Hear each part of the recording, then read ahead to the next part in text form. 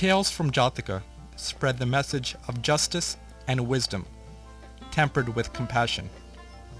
This wisdom, the wisdom of right thinking and right living, is preserved in these Buddhist stories, which were written during the time when human civilization was in its cradle.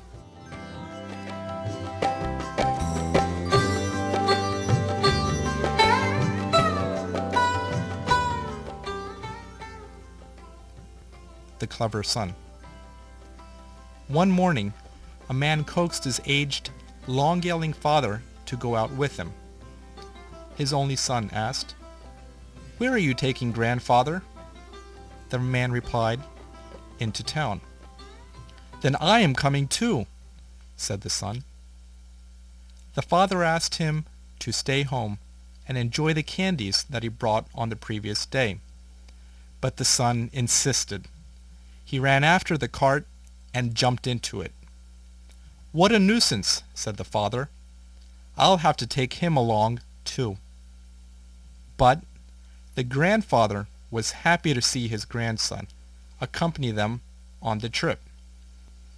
The man said to himself, "I must make sure that he sees everything that I have planned." The man stopped his cart outside a graveyard and said, "You two stay here. I will be back soon." Then, going to a secluded spot in the graveyard, he began to dig a hole. After a while, his son came in search of him and found his father digging a hole. "Father, what are you doing?" The man got upset and asked him to go back to his grandfather sitting in the cart. The son ignored his orders and repeated his question. "Father, what are you doing?" "Can't you see I am digging?" answered the irritated father. "Why, father? Is there something hidden there?"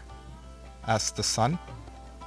The father could not find a good reason to explain what he was doing and admitted, "Son, I am digging a grave for your grandfather." The son was totally surprised. "For grandfather? But he is still alive." "Yes, I know," replied the father with disgust. "But he has become too old. He is useless.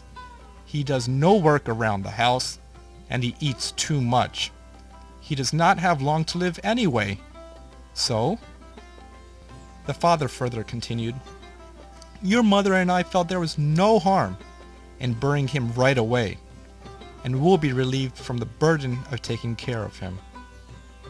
The son replied with a sigh, "Oh, I'm glad you told me all this, father."